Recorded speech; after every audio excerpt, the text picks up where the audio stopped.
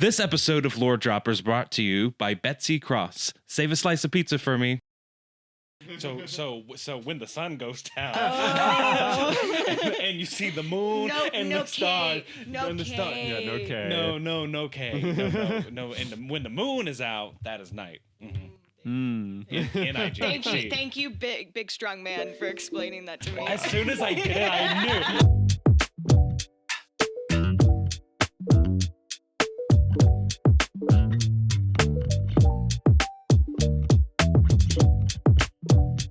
James, you haven't even met Elliot yet. You can't poke her with a stick. What? I would never. Hello, welcome to Lore Dropper Podcast. Wonderful start. Wonderful. I'm Abby, Love the that. Executive Director of Reinvent Productions. I'm Ben, the creative and artistic director. And our third party member is Elliot Dane's #1 op. Don't act like you don't know what you did. It's James Cross. Hi. What's up, people? He's back. Back Yeah. again. I don't know how many times I've been on at this point. Who cares? It's a good number. I'm Yeah. sorry. Crazy. Now it's just gonna turn into a race between James and Monica to see who's on the most. I woke up from a nap. I got recharged. Yay. Nice. You remember how ornery I was last night? Yes. Like, that's the same energy I feel right now. just a. Just want to bite things. Just gonna scooch my chair back. Yeah. We did our second table read workshop for Something Wicked last night, and Sweet Dr. Gelber came as Yes, well. he did. And I wasn't processing the fact that one of my former teachers, who was my thesis chair, was going to be in the building that I work in. So Deacon and I were doing stage combat, and Justin and I had been working on like whatever the heck he and I do all the time. At one point, he was punching me in the stomach, so to get strong. When I walked in, it felt like it was you guys were like doing a choreographed fight. Yeah, and stuff. Deacon and I were doing. By 20 minutes later, you guys were just on the ground, just wrestling. Yeah. There was no coordination to it whatsoever. Dang. Well, and Rod was like egging on too, so Of course. it's like Of course he was. I had to.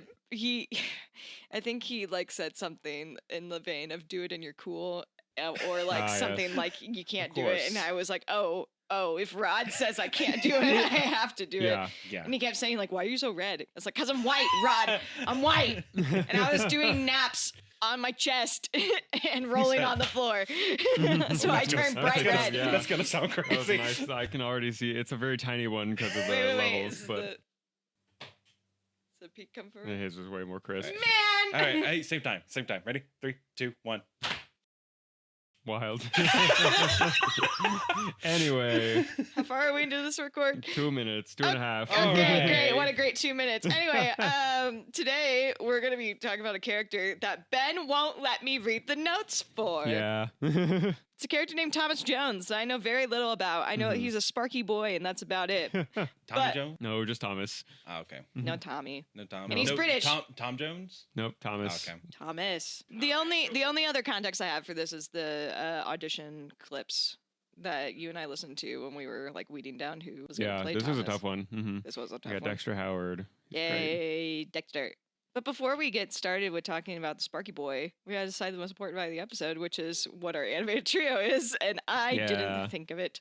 I'm trying to think of an animated trio that has an animal in it. That's really funny. Just because we used it recently and it's also on the brain. But I think specifically with like this episode, the dynamic I think is Abby as Vex in Vox Machina, me as Percy, and James as Trinket, who is a bear. A bear. I'm a bear. Yeah, and he can like they hide him in a little amulet that's like a Pokeball. Yeah, and he can just go into a Pokeball. Hold on. He's wearing armor. He's cool. Whoa. Hold on, Okay. Let me show you this. I'll save the one I have for later. Nice. Oh, wait, I found it. Ah. Me and Ben are the hot people, and you're the bear. That's crazy. Dang, crazy. Who are we talking about today? All right. Today we're talking about Thomas Jones. He is a member of the Dustria City Police Department. I have a question. Yeah. Is he a train? No, he's not a train. Oh. He is a human being. Rats. Thomas the Tank Engine. Choo-choo. Sorry, it's going to be a really chaotic episode, y'all. Oh, it is fine. But yeah, so we'll jump on into it. Thomas Jones, and we're talking about Universe 17. That's the only universe we're going to talk about today. He is a core member of the DCPD's Superpowered Investigations Unit, and he is British. As a fun little fact about him, but he's born in 1987. He is a human man. And Thomas has the Topaz Power Ring, which grants him powers of electrokinesis. Notable allies for Thomas include Navita Vega, Severica Agriver, Maurice Williams, Neil Sanders, and Elizabeth Walters. The usual Notable, suspects. Notable adversaries include Owen Cambio, Timothy Ilyashina, Evan Dawson, Nikki Carswell, and Aaron Valdez. His first real-world appearance is in the Cataclysm tabletop campaign in 2016. Thomas appears to help the party escape from and fight against court spots Iota and Theta at the end of the first arc. And so, to go back chronologically, we're going to talk about Thomas before Cataclysm now to his origins in 2013. So, after the death of his mother in a fire at the museum that she was a curator for, Thomas moves to Dustria City to get a fresh start. You know, a great place to do that. Mistake. Bad mistake. Yep. And he moves there from London. Man, People should just stay in London. Why? At least they have healthcare. Why Dustria City? Well, it's Dustria City, so it's Canada, so they should have healthcare too. Yeah, they do have healthcare in Dustria City. Oh, that's true. Wait, I thought Dustria City. Oh no, they broke off later. Yeah. Okay, that's right. What compels a person to go from London to Dustria City? He didn't know any better. Fair. Continue. Looking for a change of scenery. Yeah. And so he, once he gets here, he hops around from job to job before eventually getting consistent work as a night guard at the Dustria City Central Museum. And a couple years later, I have Rondor on the brain right now, and I was like, "There's nights in Dustria City." The way they use nighttime. Nighttime. So when the sun goes down, and you see the moon and the stars, no K. Yeah, no K. No K. No. And when the moon is out, that is night. N-I-G-H-T. Thank you, big strong man, for explaining that to me. As soon as I did it, I knew Abby was gonna be like, reverse.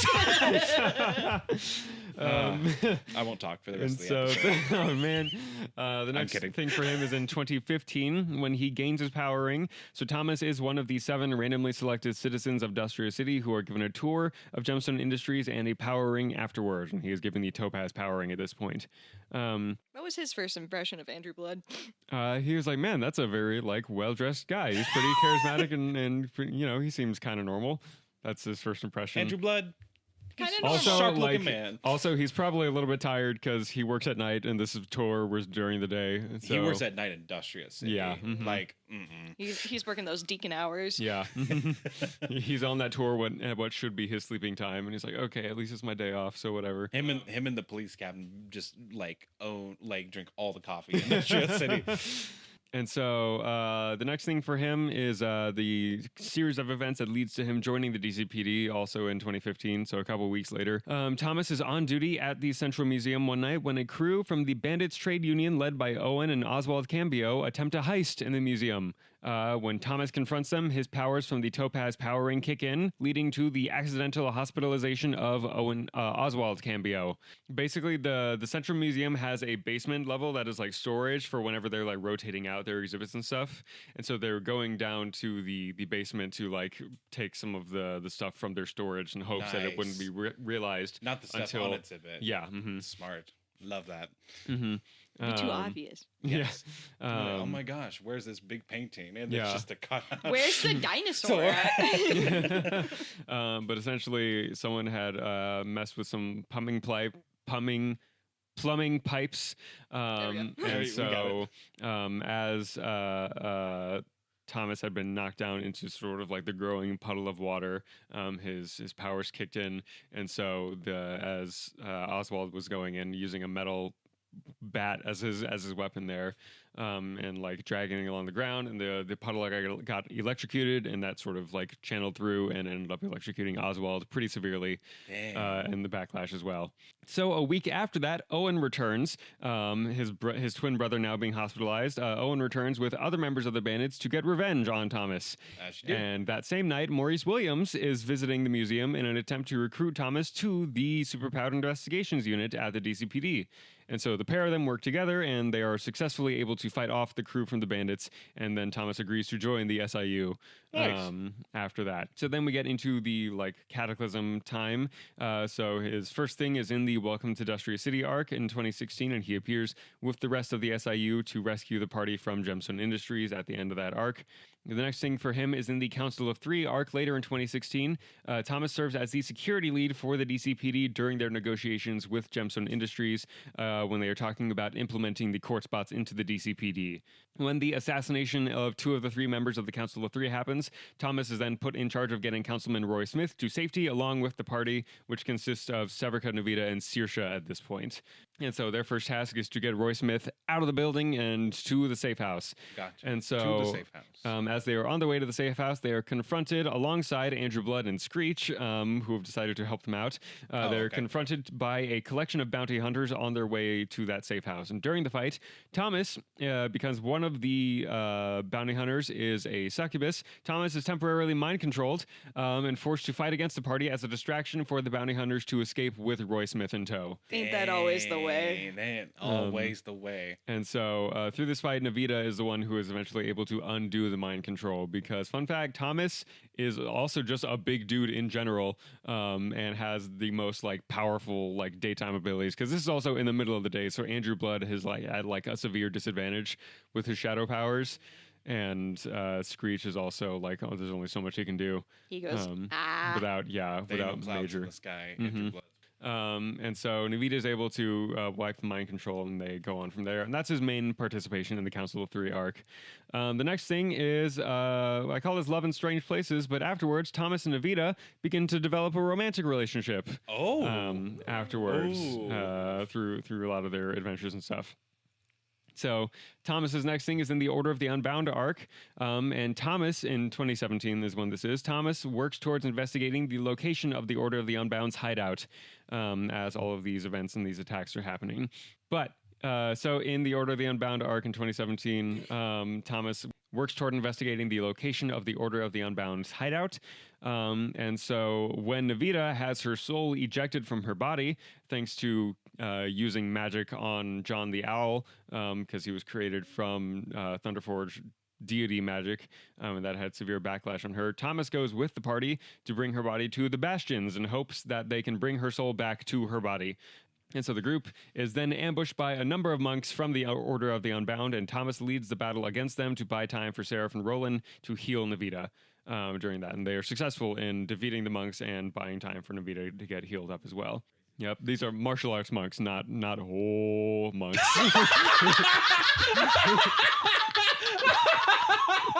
Can they be both? No. Are they both? No. Oh, okay. I feel like you can be both. I'm sure you can. These ones are not. You can be highly meditative and then also whip people's asses. Sorry, I was referring to the Catholic Gregorian chant monk. Oh no, we got it. We got it. Anyway, these guys are not chill either. We need to ask Raymond Gordon Clark IV if he knows any monks that would probably know martial arts. I'm sure there are some in the world. I don't think there's many. Maybe there's a scenario where someone before they became a monk was a martial artist or a boxer or something. Yeah. And then they became a monk and now they can fight and save you. I think it's another one of those things. Is that how Daredevil worked? Just kidding. He was not a priest or a monk or he was a vigilante. He's just Catholic. He's just Catholic. Happened to be Catholic. Anyway, so Thomas joins the assault on the Order of the Unbound hideout at the end of this arc in the abandoned Briggs family mansion in the Sunlight District. And Thomas fights against Timothy Ilyashina during this, who mimics his electricity powers. The fight is difficult, but Thomas is able to just barely win in the end, though he is unable to fight anymore after that during the event. Mimicking someone's powers is crazy. Yeah.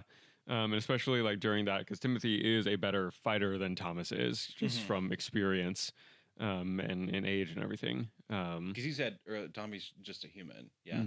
Yeah, okay. Thomas. And both of them are humans, but it's Thomas has like the sheer force of the power as Yeah. what backs him up. So the next thing that he is involved with is the Tournament of Champions arc later in 2017. Thomas participates in the Tournament of Champions as a representative of Caius, the Thunderforged deity of knowledge. And leading up to the Tournament of Champions, Caius holds a training session for his champions, during which Thomas is one of the first people eliminated.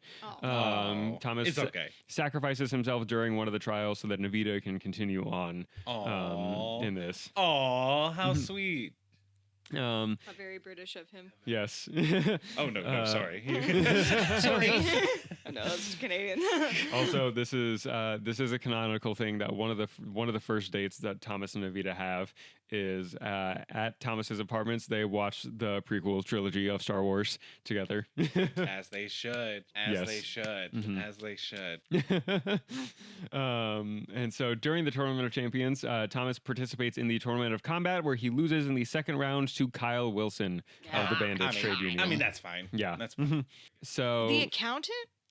no, Just kidding, no, just kidding, just kidding. an Different. opposite end of the Kyle spectrum.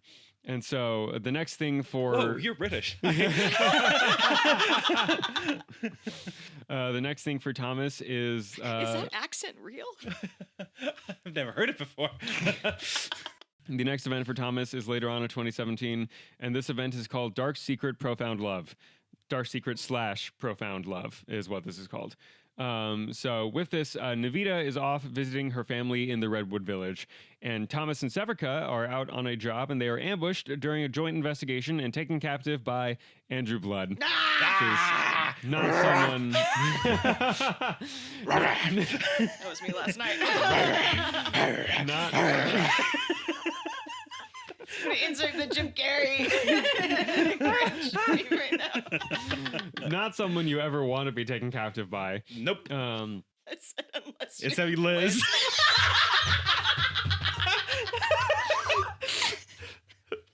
When you went like this, I went, yep.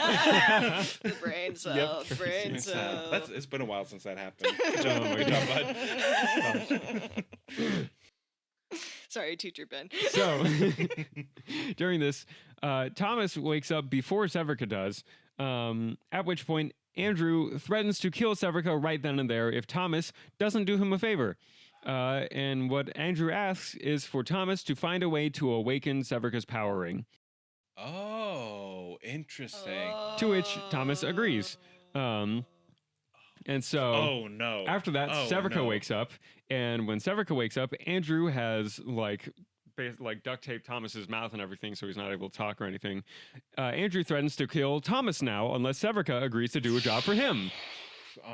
And so she also agrees. Andrew then, having an actual handgun, not one of his like shadow weapons, empties out the entire magazine right next to Thomas's ears, deafening him in the process. Oh. And so then Andrew orders Severica to bring Thomas to Navita just like he is right now. That's the job he asked Severica to do. Just deliver him to his girlfriend. And so Severica does. She brings Thomas. Oh, you're taking your broken boyfriend to a healer and she can't do anything about it? So Severica brings Thomas to Awkward. Navita at the Redwood Village, where she is able to heal Thomas's hearing. Okay, Good. Because We're all good. her cleric powers and everything, but also she is like, this has been a whole journey of like refinding her faith and everything for good. her, and basically she gets her own like power buff on this little solo adventure Oh, here. cool. So who- Afterwards, Thomas then proposes to Navita, and she accepts, which causes both of their power rings to awaken simultaneously. He said, "Thanks for fits in my ears." Yeah. I mean, And so with this, with his powering awakening, Thomas now has the ability to heal others through the lightning that he generates. And so he can just look at one of his friends and go, zap, zap, heal. Zap, zap. Does it hurt? Oh, did you get a boo boo? Zap zap. It's a little bit like tingly, but it, Goosebumps. yeah. Maybe like. mhm. It's like, little oh shiver. gosh, that felt weird. Okay. So a few days later, whenever they're back with everyone and Severica is out on a job with Neil Sanders, Thomas breaks into Severica's apartment, finds John the Owl, and snaps his neck, leaving him dying on the floor, and then exits the building. And Severica later comes in, discovers John the Owl there, neck snapped when she's been awake. She's been away, and she goes to try and get him healed, and John the Owl dies and fades away in the process, leading to Severica's ring awakening. Leading to Severica's ring awakening, Gotcha. the request that Andrew had for him. Dang. That's messed up. John Bogart's gonna be so upset. That's messed up. For reference, this in the real world, James, this happened about 8 years ago at the table now. I never told John this. Whoa. I never John, told John if you're that listening, this is what happened. John, if you're listening, hey, I'm so sorry, man. Yep. And I never told anyone this. And this is also Abby's first time hearing it, but she put the dots together earlier. Razor glasses for the owl. Yeah. Pour one out. Pour one out. Man, yeah, no. Whenever you said Andrew Blood favor awakening, I was like, oh no. Yep. Oh no. Is that why I wasn't allowed to read the duck? Yep. Man. That's crazy. Oh, and John probably felt bad, or not John. I mean, John did feel bad because he died. The owl died. Yeah. Thomas probably felt bad about that. Oh, Absolutely. yeah, absolutely. Like, It's just a little owl. it's a little owl. It's not like a special, or is it like a special magical owl? Yeah, the owl was like Severka's animal companion, was gifted to Severka by Caius. Does And the owl then talk? Severka is able to speak with the owl, but the owl doesn't like speak normal language. And so I don't know the why- owl has been with her for like 2 years at this, or a year, coming up on 2 years at this point too. Sentience makes all the difference in animals and talking animals. Yup. Dang. And so the next thing for Thomas though is a lovely wedding in 2018. Thomas and Evita have a lovely wedding with genuinely no shenanigans or complications. Your face says that you're lying. I'm not. I don't believe you. I just think it's really funny to say this after the whole like, hey, Thomas killed Severka's animal pet owl. Someone at the wedding went, ooh, ooh, and he went. He said, "What'd you say?" Oh, I'm sorry. What did she say? But no, yeah, genuinely, it's like, nope. Thomas and Evita have a lovely time. The thing is, immediately after the ceremony is when Severka and like it goes back to the DCPD and finds the like shambled body of Cord on the steps of the precinct, which is John Winslow. Gotcha. You gotta listen to the Mike and John episode for that. What a terrible little sandwich of death. Yeah. Yeah. But then a wedding in the middle. Yay, marriage. Yeah. Okay. But so the next thing for Thomas is the Emerald Conspiracy arc, and during this one later in 2018, when they get back from their honeymoon, Thomas and Evita are thrown straight into the Emerald Conspiracy storyline. And Thomas, his main thing here is that he is present at the 17th precinct for the final confrontation with Andrew Blood's team from Gemstone Industries, where they awaken the Emerald powering. And immediately afterwards, with the whole like implosion, half of the DCPD turning on the other half event. And so then we jump straight into the after Cataclysm stuff, at which point Thomas joins the stand when he evacuates from Dustria City with the party and is able to become a member of the stand. A little bit later in 2018, we have the event of In Defense of Mistman. So at this point, Evan Dawson, who is one of Andrew Blood's like close circle of friends in his crew, is someone who constantly is specifically like suited to fight Thomas, because Evan's powering lets him turn like himself into a cloud of mist, and so he is one, he can't be like electrocuted in this form, and so he's pretty well suited to fighting Thomas. But Evan, after the death of Screech, feels immense guilt and abandons Andrew and goes to turn himself into the stand, and citing his grief and his guilt over what he had done while working with Andrew Blood and Gemstone Industries, and says that, hey, I would like to atone and work for the stand and help you guys beat Gemstone. And so Thomas is put in charge of making sure that he's not lying, basically. And so what Thomas does is that he brings Evan with him on a recovery mission for some stand members who had been taken captive. In the process, Thomas ends up being captured himself. And so afterwards, Evan is able to single-handedly rescue Thomas and the others and return them back to the stand hideout, at which point they do fully adopt and trust Evan and bestow him with the codename of Mistman. But the next stuff for Thomas, we see him next during the Dynamite campaign with the rest of the stand during the Earth Defense Legion in 2026. He joins the Earth Defense Legion with the stand and provides frontline leadership and combat expertise in taking key strategic locations back from the Dravic Empire. And then he shows up in the 8 Days War arc later in 2026 when he fights alongside Severka Agriver on the front lines of the 8 Days War against the forces of Dravic. But yeah, and that's the main stuff we got for Thomas. He was cruising until he killed that owl. Mm-hmm. But I get it. I Yeah. get why he had to do it and stuff. But Mhm. man, oof. That's a rough situation to be in. Also, like, obviously, like, it's Andrew Blood's fault. It always is. Uh-huh. Mhm. Sorry, Liz. Yeah. Dang, that is wild. Mm-hmm. I do want to know more about the owl at some point. That'd be fun. Yeah. Stuff. We got lore drop on the owl coming. I think that if anything, that would be wrapped up in a Severka episode or a Thunderforged Gotcha. one. Gotcha. Maybe we can do like an animal sidekick bracket. Animal companions. Animal companion bracket. Caesar would destroy all of them. Caesar's not an animal companion. He kind of is. No. Caesar like My apes together strong. No. No! Caesar the Remington, the blue Dragonborn. the good blue dragonborn. There are several good blue. No, dragons. there's not. there's one. Caesar And and his name is- Marva, and that's His it. name is Steve. Yeah, No, absolutely. it's not The drawing of Steve, the first drawing I did of Steve is a year old today. Really? Wow. That's wild. Which is crazy. That I is was like, wild. wow, that's insane. We had already decided this time last year he would be not a good person, right? Mhm. That's crazy. Wild. But anyway, Anyway, who cares Mhm. about talent? We're talking about Thomas. Where did you say he got the power ring again? He was in that first group of people who were invited to the tour at Gemstone Industries. Gotcha. Okay. Mhm. Gotcha. I wanted to make sure. he Wave went through- one. So like, I'm trying to figure out how healing someone works through shocking them. Like Mhm. that's kind of like interesting from a scientific standpoint. Mhm. Is it like you need to call Jules. Listen. because when I think of like shocking someone, it's usually like a jolt, Mm-hmm. and so like obviously like it could hurt them, but I wonder if in this case it's like a jolt of like I know that maybe there's, like almost like an adrenaline shot. Mm. You know, I don't know. Maybe. I don't there know. are therapies that like involve Mhm. electricity that aren't like ECT. Yes, Like and there's- tortures. Okay, well, Yeah, no, but I know what you mean. Yeah. yeah.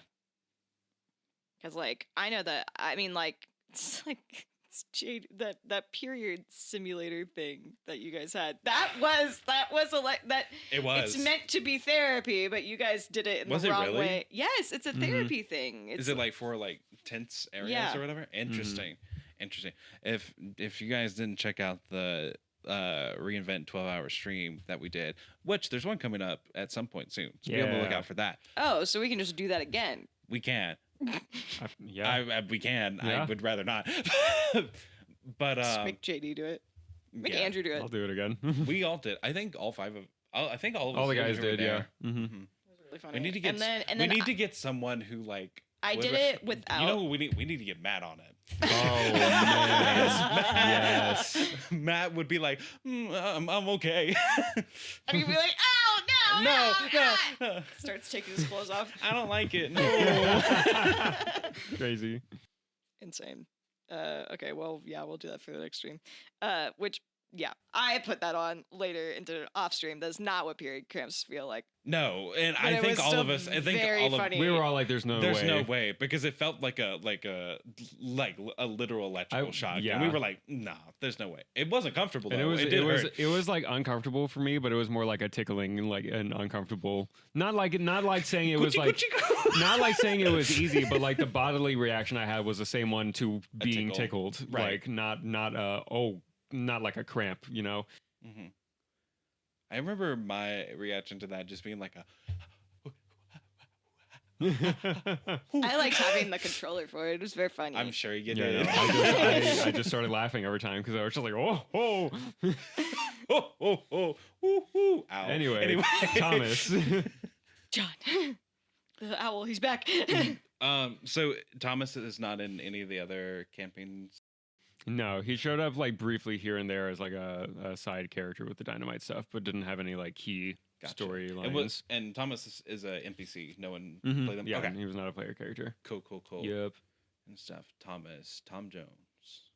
Thomas Jones. Thomas Jones. He don't go by Tom. Nope. Tommy Jones. Did Andrew Tom. Blood ever call him Tom? TJ. I'm sure he did at some point. TJ. TJ.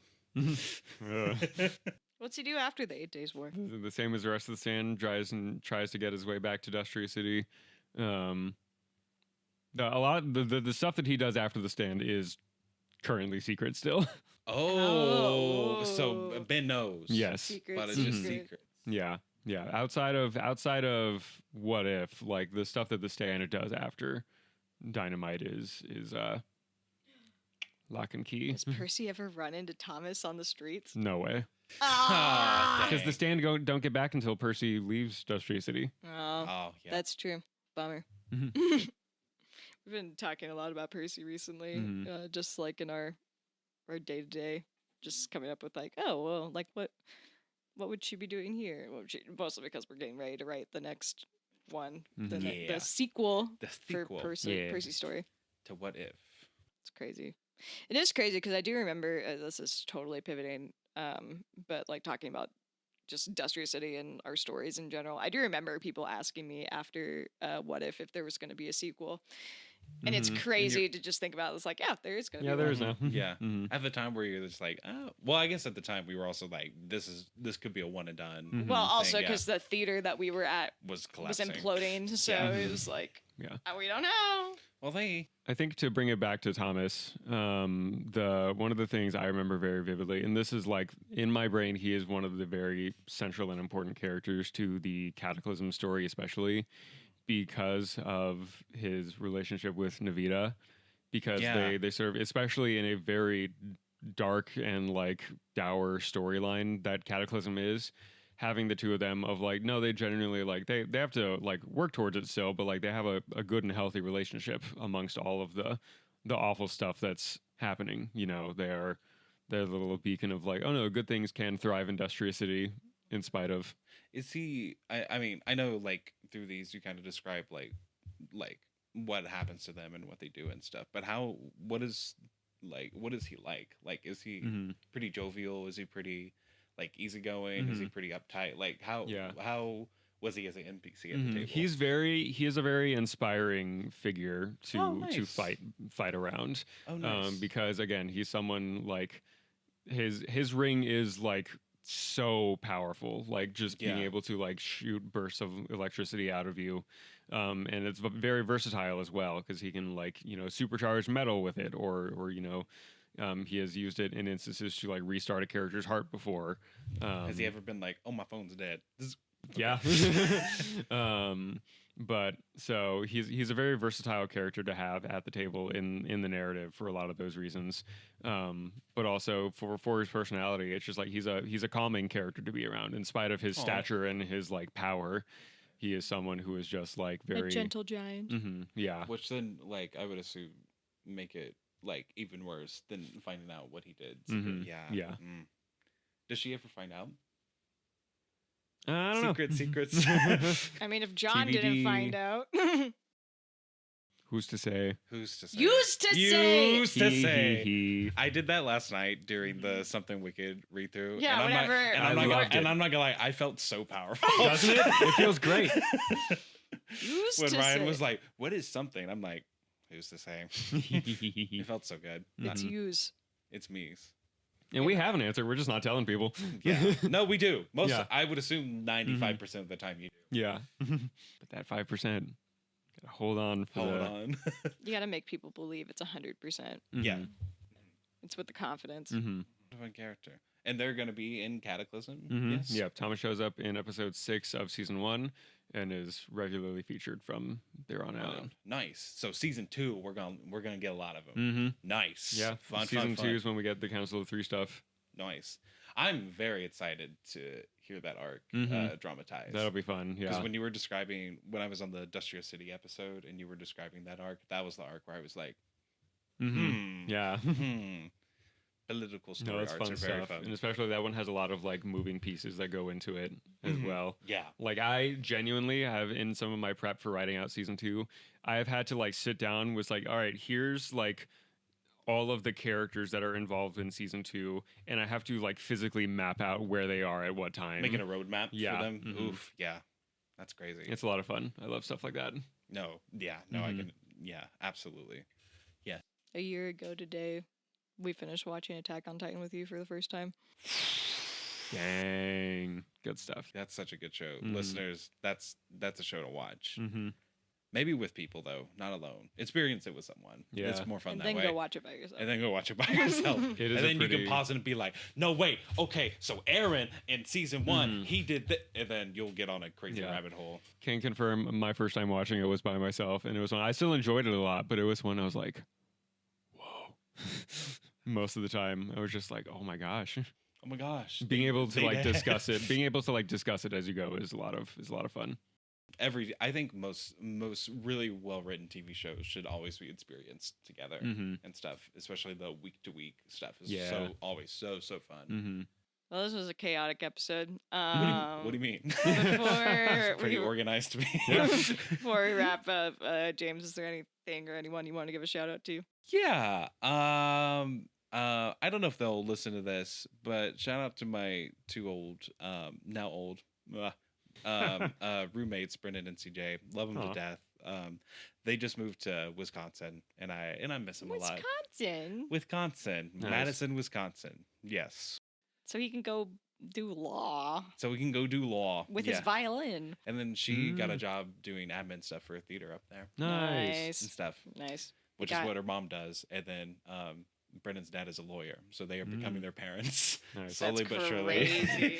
Also, shout out to the French national soccer team. Hopefully, they're still in the World Cup at this point. Yes. This will be around the time the semifinals are happening, or right before, I think. This will come out during that. Yeah, July 12th. Okay, yeah, this will Listen. come out right before the finals. Yeah. Oh, my French people, please. Also, I would like to shout out. You know, we have we mentioned this earlier, but we had the second something we could read through yesterday, which was very, very helpful and very, very insightful. I got a lot of great feedback on that, and I'm very excited to keep developing it. But I think we're getting to a pretty good spot with it. As it is, and guys, this is it's gonna be cool. It's gonna be really, really cool. Yeah. So, it's gonna be terrifying, but it's gonna Yeah. be cool. Yeah. Those auditions are going to be right after we close Spotlight, which will run September 10th through the 13th. I think those are the right dates Yeah. in my brain. Whatever that weekend of September is, and then we'll have auditions for Spotlight. We'll have auditions for Something Wicked right after that closes. Yep. So be on the Um, lookout, people. Yeah. I think auditions for Spotlight are soon after this episode goes up. Crazy. Crazy. So if you're hearing this, check out the Reinvent Facebook and Instagram for updates about audition. That's fun. Come do it. Yay. Our next episode of Lore Drop will be next Sunday about Wilhelm Knochin. He is a member of the Bandits. Gonna try. Bandits. He's a member of the Bandits. That's such a great start. No, keep it in. He's cool. He has bone powers. He does have bone powers. That's what it is, he right? does. Yes. Osteokinesis. Sorry, auto-osteokinesis is the full. Just self-bone powers. So we Bless you. make bones. So be on the lookout for that episode. Wow. Anyway, this is going great. It's hot in our house. I want to turn the AC back on. So thanks so much for listening to this episode of Lore Drop. And remember, Being fantastic starts with being a fan.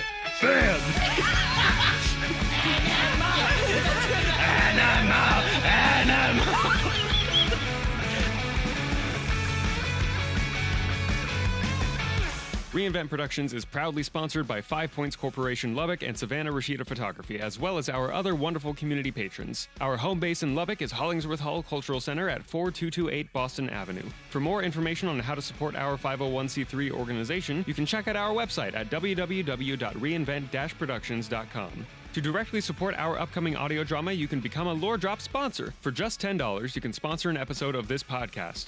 All donations will go towards support for our upcoming production of Children of Destiny Cataclysm Season 1, which will begin releasing episodes June 22nd, 2026. Funds will go towards paying our wonderful voice actors and creative staff for their fantastic talent and time. We have over 30 artists globally working on this production, and we can't wait for you to hear it this summer. You can donate at givebutter.com/Lore Drop sponsor. You can also find us on Instagram Instagram and TikTok at reinvent.productions, as well as on Facebook and Twitch, where we stream gaming and a look behind the scenes on how we create our new works. Be sure to follow us to stay in the loop about upcoming productions, auditions, and more. Thank you so much for listening, and we'll catch you in the next episode of Lore Drop.